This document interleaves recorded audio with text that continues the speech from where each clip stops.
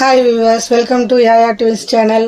இன்னைக்கு நம்ம பார்க்கக்கூடிய டிப்ஸ் என்னன்னா, நம்ம பிள்ளைங்க இந்த இயர் முடிச்சுட்டு அடுத்த இயர் ப்ரமோட் ஆகிட்டு போயிடுவாங்க. அந்த நோட்டு புக்லாம் நமக்கு இடைக்கு வேஸ்ட்டாக போட்டுருவோம். அதை வச்சு நம்ம என்ன பண்ணலாம் அப்படின்றத பற்றி தான் நம்ம இப்போ பார்க்க போகிறோம். அதுக்கு முன்னாடி நம்ம சேனலை இது வரைக்கும் சப்ஸ்கிரைப் பண்ணாதவங்க சப்ஸ்கிரைப் பண்ணிக்கோங்க. பக்கத்தில் உள்ள பெல் பட்டனை கிளிக் பண்ணிவிட்டு ஆளுங்கிறதையும் கிளிக் பண்ணிக்கோங்க. அப்போ தான் நான் போடுற வீடியோ உங்களுக்கு நோட்டிஃபிகேஷனில் அப்டேட் ஆகும். வாங்க வீடியோக்குள்ளே போகலாம். டிப் நம்பர் 1, நம்ம ஃபர்ஸ்ட் புக்ஸை பார்த்துடலாம். நம்ம இந்த மாதிரி புக்ஸில் நிறைய பிக்சர்ஸ்லாம் இருக்கும். அவங்க புக்ஸில் அதை நம்ம ஃப்ரூட்ஸு, வெஜிடபிள்ஸு, இந்த மாதிரி நமக்கு தேவையான பிக்சர்ஸ்லாம் நம்ம கட் பண்ணி எடுத்துக்கலாம்.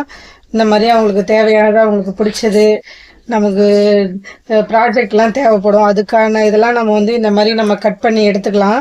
கட் பண்ணி எடுத்து ஸ்டோர் பண்ணி வச்சுக்கோங்க. அதை எங்கெங்கெல்லாம் நம்ம யூஸ் பண்ணலாம் அப்படின்றத பற்றிலாம் நான் சொல்கிறேன். நமக்கு தேவையான நிறைய பிக்சர்ஸ்லாம் இருக்கும். அதெல்லாம் நம்ம கட் பண்ணி எடுத்துக்கலாம். கட் பண்ணி எடுத்துட்டு நம்ம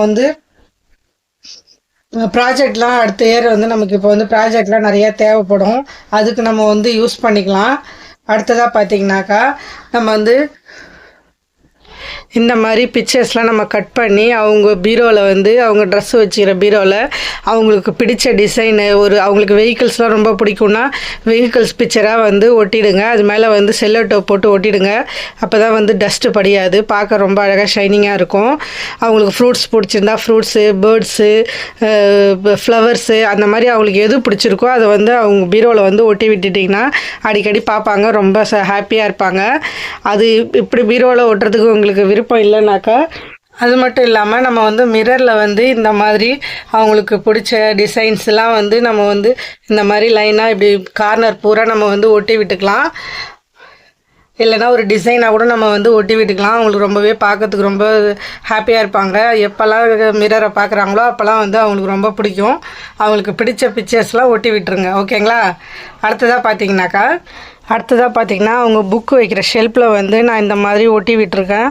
அவங்க எப்போல்லாம் எடுக்கிறாங்களோ அப்போல்லாம் அப்பப்போ பார்த்துக்குவாங்க. அவங்களுக்கு பிடிச்சதை, ரொம்ப பிடிச்சதை அதில் ஒட்டி விட்டுட்டோம்.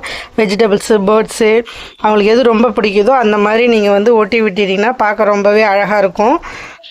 ஓகேங்களா? அடுத்ததாக நம்ம இப்போ நோட்ஸ் பார்க்கலாம்.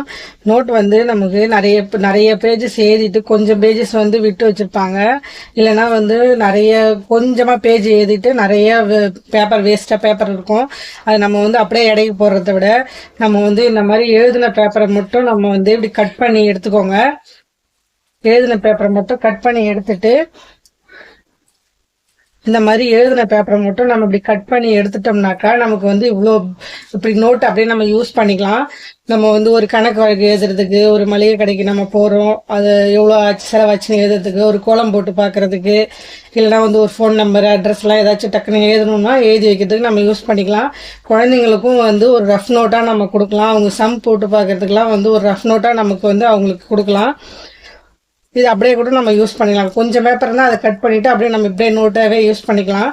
ஒருவேளை நமக்கு நிறைய பேப்பர் எழுதிட்டு அவங்களுக்கு கொஞ்சம் தான் வேஸ்ட் பேப்பர் இருக்குது, ஒயிட் பேப்பர் கொஞ்சம் தான் இருக்குது அப்படிங்கிற பட்சத்தில் அந்த ஒயிட் பேப்பரை மட்டும் நம்ம கட் பண்ணி தனியாக எடுத்துக்கிட்டு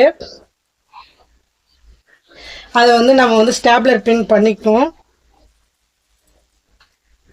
இங்கே பாருங்கள், நான் அந்த மாதிரி நோட் மாதிரி ஒரு கட் பண்ணி போட்டிருக்கேன். இந்த மாதிரி நம்ம அந்த நோட்டோட பேப்பரை நம்ம ஸ்டாப்லர் பின் எடுத்துகிட்டு அதுக்கு அட்டை மாதிரி கவர் போடுறதுக்கு ஒரு இன்விடேஷனோட இதை ஸ்டாப்லர் பின் பண்ணி வச்சுக்கிறோம். நமக்கு ஒரு எமர்ஜென்சிக்கு நம்ம டக்குன்னு ஏதாவது ஒரு எழுதணும் அப்படின்ற பட்சத்தில் இந்த மாதிரி எழுதிக்கலாம். பார்க்க ரொம்பவே அழகாக இருக்கும். அவங்களுக்கு இந்த மாதிரி குட்டி நோட்டாக போட்டு கொடுத்தா கூட அவங்களுக்கு ரொம்ப சந்தோஷப்படுவாங்க. ரொம்பவே அவங்களுக்கு ரொம்ப ஹாப்பியாக இருப்பாங்க. ஓகேங்களா? ட்ரை பண்ணி பாருங்கள். அடுத்ததாக பார்த்தீங்கன்னாக்கா இந்த மாதிரி பென்சில்லாம் அவங்க எழுதிட்டு குட்டி குட்டியாக இருக்கிறதெல்லாம் வேஸ்ட் பண்ணிவிடுவாங்க, அப்படியே தூக்கி போட்டுருவாங்க. அதுக்கு நம்ம என்ன பண்ணலான்னாக்கா, நம்ம இந்த மாதிரி ஒரு பென் எடுத்துட்டு அது அதில் எல்லாத்தையும் கழட்டிட்டு இந்த நம்ம கைட் நேட்டில் நம்ம பென்சிலை இன்சர்ட் பண்ணி கம் போட்டு ஒட்டிக்கணும். நம்ம இந்த மாதிரி கம் போட்டு ஒட்டிட்டோம்னாக்கா நமக்கு லென்த்தாக கிடைக்கும். அவங்க இப்படி பிடிச்சி எழுதுறதுக்கும் ரொம்பவே ஈஸியாக இருக்கும். இது நம்ம இந்த மாதிரி நம்ம ஷார்ப் பண்ணிவிட்டு கொஞ்சம் அதுக்கு தகுந்த மாதிரி நல்லா டைட்டாக இப்போ சொருகிற மாதிரி நம்ம சீவிக்கிட்டு நம்ம வந்து இந்த மாதிரி லென்த்தியாக நமக்கு வந்து கிடைக்கும். அவங்க வந்து பிடிச்சி எழுதுறதுக்கு ரொம்பவே ஈஸியாக இருக்கும். நம்ம வந்து கம் போட்டு ஒட்டிடுங்க, அப்போ தான் நல்லா ஸ்ட்ராங்காக இருக்கும். ஓகேங்களா? இப்படி பிடிச்சி எழுதுறதுக்கு அவங்களுக்கு ரொம்ப லென்த்தாக அழகாக சூப்பராக இருக்கும். ட்ரை பண்ணி பாருங்கள். இந்த வீடியோ உங்களுக்கு யூஸ்ஃபுல்லாக இருக்கும்னு நினைக்கிறேன். இந்த வீடியோ உங்களுக்கு பிடிச்சிருந்ததுன்னா சப்ஸ்கிரைப் பண்ணுங்கள், லைக் பண்ணுங்கள், ஷேர் பண்ணுங்கள். தேங்க்ஸ் ஃபார் வாட்சிங்.